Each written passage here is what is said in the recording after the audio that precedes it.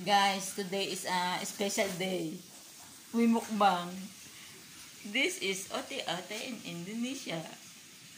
Ayan. This is a Indonesian sauce. This is Philippine sauce. No chili. Isasaw-saw namin yan dyan. This is look like, duck? Bird. I don't know what.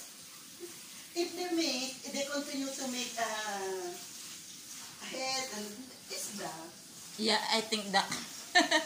And then I put cucumber in the side. Up. Yan. Masarap yan.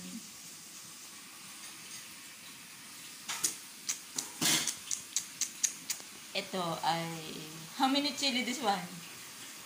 That is only one. One chili. Yung sa akin, one chili. Ay! Little bit na lang. Tapos ito, yan ay deep fry cabbage, carrot, flour. Ito naman ay chicken. Finger chicken.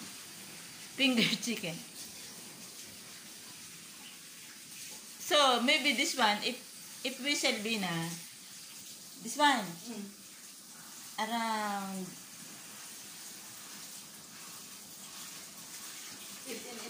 150.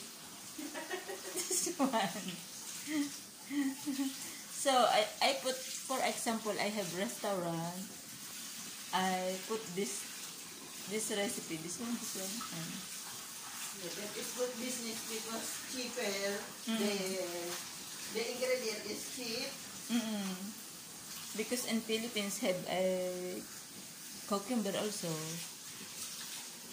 cabbage, then chicken, then tomatoes. Many tomatoes in the Philippines. So let's eat now. I think Mona Lisa like this also, Bina.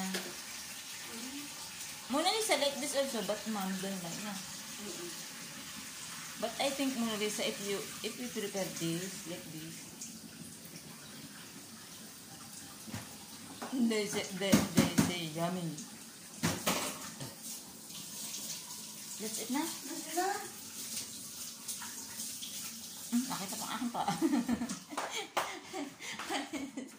Let's eat na. Start mukbang.